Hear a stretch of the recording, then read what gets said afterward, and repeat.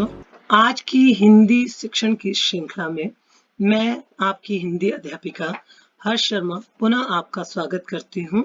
बच्चों, आज इस कक्षा में हम ज्ञान सागर के पाठ 2 असल धन, जो आपको जून माह की परीक्षा में पाठ्यक्रम के रूप में दिया गया है, इसकी पुनरावृत्ति अर्थात रिवीजन वर्क करेंगे। बच्चों, जैसा कि आप सभी जानते हैं कि इस पाठ में से आपको बहुविकल्पी प्रश्न आएंगे, तो उसका मैंने एक प्रश्न पत्र यहाँ तैयार किया है।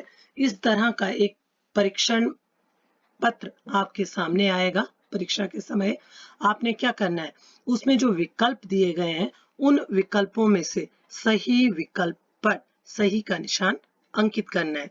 तो आइए सबसे पहले हम देखते हैं प्रश्न नंबर 1। दंड शब्द का उचित विलोम शब्द चुनिए। सजा, गुण, तारीफ, पुरस्कार। यहाँ बहुत ध्यान से देखना है, आपको विलोम शब्द के लिए कहा गया है, अर्थ के लिए नहीं कहा गया है। मैंने यहाँ आपको अर्थ भी दिया है और विलोम शब्द भी दिया है। तो आपने जो चौथे स्थान पर पुरस्कार जो है वो दंड का उचित विलोम शब्द है, उस पर सही का निशान लगाना है। प्रश्न नंबर 2, किरण शब्द का सही पर्यायवाची शब्द क्या है?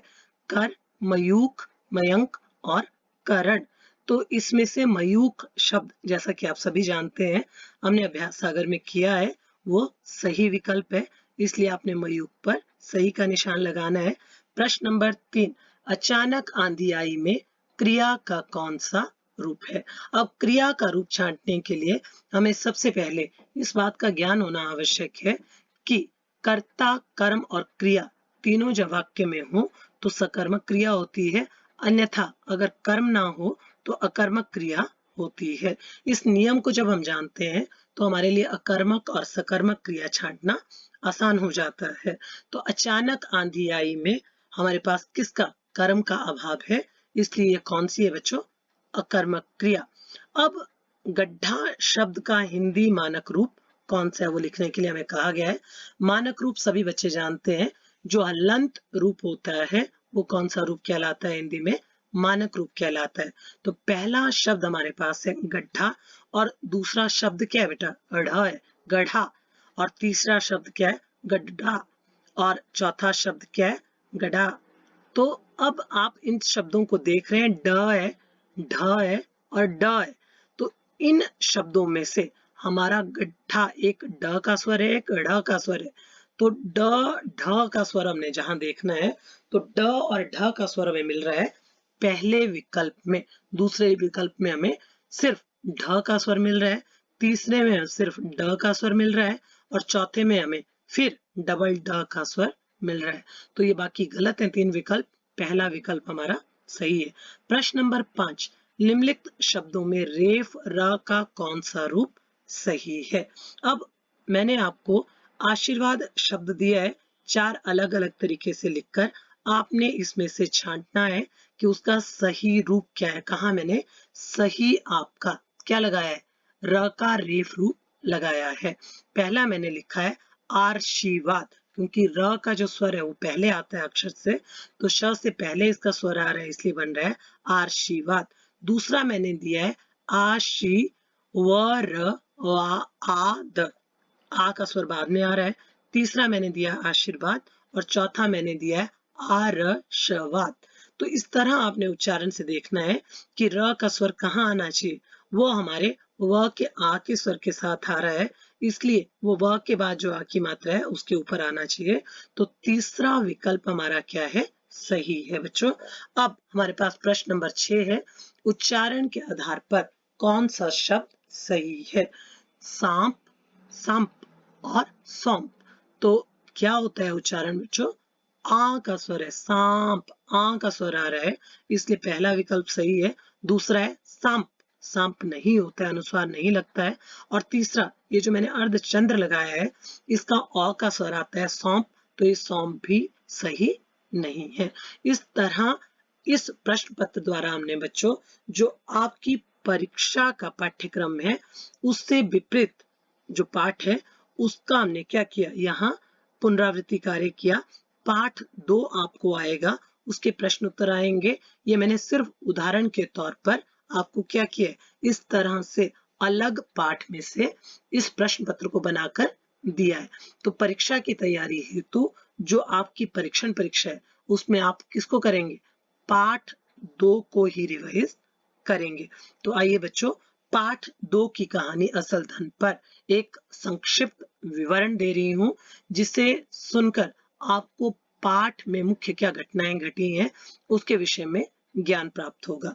बच्चों, इस पाठ के लेखक अवराद मोहसिन और कामरान मोहसिन ने इस कहानी को लिखा है। एक शिक्षाप्रद कहानी है। उन्होंने इस कहानी में बहुत से ऐसे मुख्य केंद्र बिंदु हैं जिन पर प्रकाश डाला है। सर्वप्रथम उन केंद्र बिंदुओं पर प्रकाश डाल रही हूँ। यह आवश्यक नहीं है कि पुरानी शासन व्यवस्था में जो राज परिवारों में पीढ़ी दर पीढ़ी राजा बनते थे, अर्थात राजा का बेटा जो राजकुमार होता था उसी को राजा बनने का अधिकार था, वे सभी उस पद के योग्य होते थे या नहीं, इस पर विचार नहीं किया जाता था, जैसा शाह का उदाहरण देकर यहाँ बताया गया है। क्योंकि वो कुशल शासक नहीं था, उसके राज्य में बहुत सी ऐसी उलझने, ऐसी समस्याएं थी जिन्हें वो सुलझाने में सक्षम नहीं था और उसे इसमें दारा का साथ लेना पड़ा था। दूसरा मुख्य केंद्र बिंदु है, बुद्धि का जन्म किसी भी उच्च या नीच घराने में पैदा होने पर नहीं होता। आवश्यक नहीं है कि गरीब परिवार में जन्मा व्यक्ति बुद्धिमान ना हो और राज परिवार में जन्मा व्यक्ति अवश्य बुद्धिमान हो, जैसा शाह और चरवाहे दारा के माध्यम से इस कहानी में बताया गया है। तीसरा केंद्र बिंदु यह है कि बुद्धिमान व्यक्ति अपनी समझदारी से अपने विरुद्ध षड्यंत्र रचने वाले किसी भी व्यक्ति या बहुत से व्यक्तियों को पराजित कर सकता है, जैसा दारा ने कहानी में बहुत से दरबारियों के साथ किया। चौथा केंद्र बिंदु जो है वो है कि हमें धनवान या बड़ा बन जाने पर भी, अर्थात समृद्धि आ जाने पर भी अपनी वास्तविकता को नहीं भूलना चाहिए, जैसे दारा ने किया। आकाश में ऊंचा उड़ने पर, अर्थात उन्नति करने पर भी हमारे पांव जमीन पर ही रहने चाहिए, अर्थात हमें अपनी वास्तविकता को ना भूलना चाहिए और घमंड नहीं करना चाहिए। तो एक संक्षिप्त विवरण इस कहानी का आपको देने जा रही हूँ बच्चों, ध्यान से सुनिए। बहुत दिनों की बात है, ईरान के किसी गांव में कौन रहता था, एक चरवाहा रहता था। वो बहुत गरीब था, उसे 2 समय की रूखी सूखी रोटी मिल जाया करती थी और पहनने के लिए उसके पास केवल भेड़ की ऊन से बने फटे पुराने कपड़े थे और रहने के लिए एक छोटी सी झोंपड़ी थी। उस झोंपड़ी की भी आधी छत गिर चुकी थी। गरीब होते हुए भी उस दारा का गांव वाले बहुत सम्मान करते थे। इसका कारण था कि उसमें अनेक गुण थे, वो बड़ा ही बुद्धिमान था। गांव वाले अपनी कठिन और जटिल, जटिल मतलब बहुत अधिक कठिन जो समस्याएं हैं उनको उसके पास लेकर आते थे और दारा अपने गुणों के कारण बुद्धिमानी से उसे सुलझा देता था। गांव के सभी झगड़ों का निपटारा वही करता था। वो बड़ा बुद्धिमान था। दारा इतना बुद्धिमान था कि उसकी बुद्धि चरवाहों जैसी नहीं थी। ऐसा लगता था उसकी बुद्धि के गुण को देखकर कि उसके पास राजाओं सी बुद्धि थी। संसार का कोई ऐसा प्रश्न नहीं था बच्चों जिसका उत्तर दारा के पास नहीं था। ऐसी कोई समस्या नहीं थी जिसे दारा नहीं सुलझा पाता था। उसकी बुद्धिमानी की चर्चा ईरान के शाह के कानों तक भी पहुंची, अर्थात उसके पास भी उसकी खबर पहुंची। उन दिनों शाह के सामने कुछ ऐसी समस्याएं थी जिन्होंने शाह को परेशान कर रखा था। ईरान में ऐसी सूझबूझ वाला व्यक्ति अन्य कोई नहीं था, इसलिए राजा ने दूत को भेजकर अपनी समस्या बताई और दारा से सुझाव मांगा कि वो क्या करे इस समस्या को दूर करने के लिए। दारा ने तुरंत ही समस्या को, तुरंत मतलब जल्दी ही उस समस्या को सुलझा दिया जो शाह से नहीं सुलझाई जा रही थी और अपनी इस समझदारी से शाह को हैरान कर दिया। दंग रह गया शाह उसकी इस बुद्धिमानी को देखकर। उसने अपने मन में कहा कि ये दारा कोई साधारण चरवाहा नहीं है। ऐसी सूझबूझ रखने वाले व्यक्ति का स्थान भेड़े चराने के लिए जंगल में नहीं है, महल में राज सिंहासन के पास उसका स्थान होना चाहिए। राजा ने अपना दूत भेजकर दारा को अपने दरबार में बुलाया। दारा ने सिर झुकाकर शाह को सलाम किया। शाह ने मुस्कुराकर कहा, दारा, हम चाहते हैं कि तुम्हारे जैसा बुद्धिमान हमारे महल में रहे ताकि राज्य की सभी समस्याओं के विषय में हम तुमसे सुझाव लेते रहें और समस्याओं का निपटारा होता रहे। दारा ने सिर झुकाकर उत्तर दिया, आपका हुक्म सिर आंखों पर। ये सिर आंखों पर जो हुक्म है, ये शब्द एक मुहावरे का शब्द है, एक मुहावरा है। इसका अर्थ है कि मैं आपकी सभी आज्ञा को शिरोधारी करता अर्थात मानता हूँ जो आप आदेश देते हैं। दारा शाह के साथ दरबार में रहने लगा। शाह उसकी बातों से इतना प्रभावित था बच्चों कि उसके परामर्श के बिना कोई भी काम नहीं करता था। वो हर काम में उसका सुझाव लेता था और उसे अपने राज सिंहासन के पास ही बिठाता था और जब जहां जाता था हमेशा दारा को अपने साथ रखता था। जैसे जैसे दारा का शाह की नजरों में सम्मान बढ़ता गया, अन्य जो राज दरबारी थे उनके मन में दारा के लिए जलन बढ़ती गई। अब दरबारियों में दारा को लेकर कुछ इस तरह की बातें होने लगी कि जो शाह है, शाह अर्थात राजा, वो क्या करता है, वो दारा को अपने सिंहासन के पास बिठाकर रखता है। शाह ने उसे मुंह चढ़ा रखा है अर्थात बहुत सिर चढ़ा रखा है, बहुत सम्मान दे रखा है उसको। जब से वो दरबार में आया है हमें कोई नहीं पूछता, हमें तो दारा में कोई ऐसा गुण नहीं दिखाई देता। जलन के कारण दरबारियों को दारा के वो गुण नहीं दिखाई दे रहे थे। दरबारी उसके खिलाफ शाह की निरंतर लगातार क्या करते रहते थे, कान भरते रहते थे, उसकी चुगली करते रहते थे। पर शाह ने उनकी बातों को नहीं सुना और उल्टा दरबारियों को डांट दिया कि तुम क्या करते हो, दारा से जलते हो। इससे तो ज्यादा अच्छा है कि तुम अपने अंदर भी दारा की तरह गुणों को पैदा करो। अपने को अच्छा बनाना कठिन है, ऐसा शाह ने दरबारियों से कहा। और दूसरों में जो अच्छे लोग होते हैं उनमें कीड़े निकालना सरल काम है। मैं तुम्हारी एक भी बात नहीं सुनूंगा, तुम झूठे हो। दिन प्रतिदिन शाह के मन में दारा के प्रति प्रेम और सम्मान निरंतर बढ़ता गया। शाह ने दारा को बहुत सा धन दिया और एक दिन उसने दारा से कहा, दारा, मेरी इच्छा तो नहीं है पर मुझे तुम्हें अपने से दूर करना होगा। ऐसा सुनकर दारा के मन को बहुत धक्का लगा, चोट पहुंची। उसने आश्चर्य से पूछा, मेरा क्या दोष है अर्थात मेरा क्या अपराध है। तो शाह ने इस पर हंसकर उत्तर दिया, तुम्हारा कोई दोष नहीं है। मैं तुम्हें उत्तरी ईरान के एक प्रांत में भेजना चाहता हूँ गवर्नर की पदवी देकर। क्यों? क्योंकि वहां का शासन बिगड़ चुका है। सरकारी अधिकारी और जो कर्मचारी वहां के हैं वो भ्रष्ट हो चुके हैं, बेईमान हो चुके हैं। हर जगह शासन व्यवस्था बिगड़ चुकी है, अराजकता फैली हुई है। सब जगह लोग अपनी मनमानी कर रहे हैं, जान माल सुरक्षित नहीं है, चारों ओर हाहाकार मचा हुआ है। तुम्हारे जैसे बुद्धिमान, ईमानदार और समझदार शासक की वहां आवश्यकता है। शाह ने दारा पर विश्वास जताया कि तुम्हारे जाने पर उस प्रांत के हालात सुधर जाएंगे। जब दारा ने शाह की इस बात को सुना तो वहां जाने के लिए तैयार हो गया। प्रांत में पहुंचने पर दारा ने उसकी शासन व्यवस्था को ठीक कर दिया। वो नगर नगर जाकर दरबार लगाता और लोगों से जाकर उनकी समस्याओं, उनके दुखों को पूछता, दोषियों को सजा देता और बाकी लोग जो न्याय प्राप्त करने के इच्छुक थे उन्हें न्याय दिलाता। प्रांत में शांति फैल गई, लोग गवर्नर के गुण गाने लगे। जब शाह के कानों में दारा के विषय में खबर पहुंची तो शाह बहुत प्रसन्न हुआ, फूला ना समाया। ये मुहावरा दिया गया आपको जिसका अर्थ है बहुत खुश होना। दरबारियों की जलन और बढ़ती गई और वे शाह के कान भरने का उपाय सोचने लगे। दारा प्रांत के अनेक स्थानों पर घोड़े पर जाता था और दौरे पर जाते समय वो एक अन्य घोड़े को अपने साथ रखता था जिस पर वो निरंतर एक बक्सा रखे हुए रहता था। बक्से के बिना दारा कभी भी नगर से बाहर नहीं निकलता था।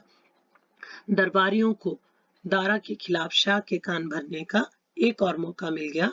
उन्होंने शाह से कहा, आप दारा को ईमानदार समझते हैं परंतु वह बेईमान है अर्थात ईमानदार नहीं है।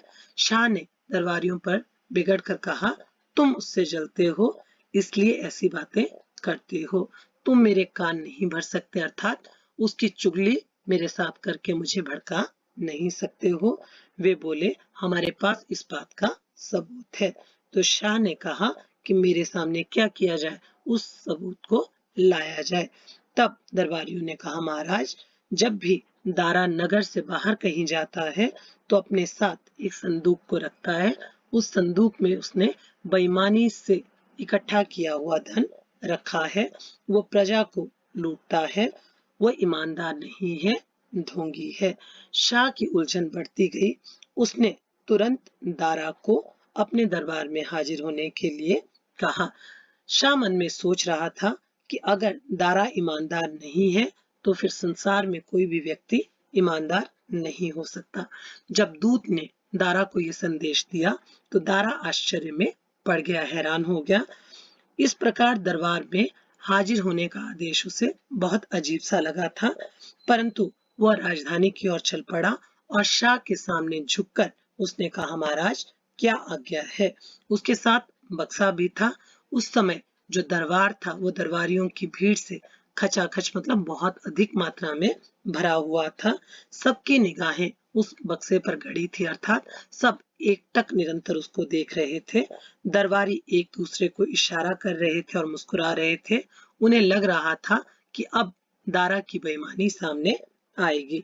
दारा ने बड़े अदब से, बड़े विनम्र भाव से कहा कि ये ईरान के शाह, मैं हाजिर हूँ, मेरे लिए क्या आदेश है। हुक्म का अर्थ होता है आदेश। शाह बोला, दारा, मैंने तुम्हें भरोसा करके गवर्नर बनाया, पर तुमने मुझे निराश किया है। इस पर दारा ने आश्चर्य से, हैरानी से पूछा, हुजूर कैसे? शाह क्रोध से चिल्लाया, क्या यह सच नहीं कि तूने बेईमानी से धन एकत्रित किया है? क्या मेरा दिया हुआ धन तुम्हारे लिए काफी नहीं था, जो इस तरह तुम बेईमानी पर उतर आए हो? ये सब झूठ है। दारा ने बड़ी विनम्रता से, बड़ी नरमी से उत्तर दिया, मेरे पास ईमानदारी के सिवा और कुछ नहीं है शाह। इस पर शाह ने झल्लाकर चिढ़कर कहा, तेरे इस बक्से में क्या है जो तू इसे हमेशा साथ लिए फिरता है? दारा ने फिर विनम्रता से सिर झुकाकर कहा, बच्चों, इस बक्से में मेरा असल धन है। असल धन मतलब जो वास्तविक धन मैंने इकट्ठा किया है वो है। दरबारियों की आंखों में चमक आ गई, अर्थात जो चालाकी थी, उस चालाकी की जो चमक थी, वो खुश हो रहे थे, वो उनकी आंखों में आई। खोल इसे, शाह ने हुक्म दिया। किसको? दारा को। जब उसने बक्सा खोला तो सबकी आंखें आश्चर्य से फैल गई, अर्थात फटी के फटी रह गई, खुली के खुली रह गई। उसके अंदर भेड़ की ऊन से बना हुआ एक पुराना कोट था, जैसे कि चरवाहे पहना करते थे। ये क्या है? शाह ने पूछा। दारा ने उत्तर दिया, इसी को पहनकर मैं भेड़ें चराया करता था। मैं इसे इसलिए अपने साथ रखता हूँ ताकि ये मुझे याद दिलाता रहे कि मैं कौन था, एक गरीब चरवाहा। मेरे मन में कभी घमंड पैदा ना हो, यही मेरा असल धन है। दरबार में पूरी तरह से सन्नाटा अर्थात खामोशी छा गई। दरबारियों के सिर शर्म से झुक गए, वे लज्जित हो गए। शाह बोला, धन्य है यह देश जिसने दारा जैसे महान इंसान को जन्म दिया। तो बच्चों, असल धन इस कहानी में हमें अवराद मोहसिन और कामरान मोहसिन ने इतनी अच्छी कहानी सुनाकर क्या किया है, हमें एक संदेश दिया है कि हमें कभी भी, किसी भी क्षण, कभी भी अपनी जो उन्नति है, विकास को देखकर कभी भी घमंड नहीं करना चाहिए और निरंतर हमें अपनी उन्नति की ओर बढ़ते हुए अपने में स्वाभिमान का गुण लाना चाहिए। कभी भी हमें गर्व नहीं करना चाहिए, घमंड नहीं करना चाहिए, क्योंकि घमंड क्या करता है, व्यक्ति के जीवन में उसने जो विकास किया होता है उस विकास से उसे पतन की ओर ले आता है। तो बच्चों, सभी बच्चों ने इस कहानी को क्या करना है, ध्यान से सुनना है। इसके लिए आपको सबसे पहले क्या करना होगा, आप इस चैनल को सब्सक्राइब करें, इस कहानी को ध्यान से देखें, समझें और इसके अंदर जितने मुहावरे दिए गए हैं, कठिन शब्द दिए गए हैं, उनके अर्थों को समझें और उसके पश्चात आप जो भी अभ्यास कार्य करेंगे, चाहे वो संक्षिप्त प्रश्न है या अभ्यास संबंधी प्रश्न है, विस्तृत, उनको करने में आप समर्थ हो पाएंगे। तो सभी बच्चों ने अपने जीवन में इस कहानी में दी गई शिक्षा को अमल में लाना है। हमें क्या करना है? जीवन में विकास की तरफ बढ़ना है, दारा की तरह, परंतु घमंड नहीं करना है, अपनी वास्तविकता को नहीं भूलना है। सभी बच्चे घर में रहें, सुरक्षित रहें और इसी तरह से निष्ठापूर्वक अपनी पढ़ाई करते रहें। परीक्षा की तैयारी आरंभ कर दें ताकि आपकी परीक्षा अच्छे से हो। आपको पुनः बताना चाहूंगी कि नैतिक शिक्षा की आपकी परीक्षा और सामायिक परीक्षा नहीं होगी बच्चों। उस परीक्षा को आपकी हटा दिया गया है, इसलिए आप बच्चों ने उस परीक्षा की तैयारी नहीं करनी है। फिर भी नैतिक शिक्षा के जो पाठ हम पढ़ रहे हैं उनको साथ साथ में याद करते रहना है। धन्यवाद।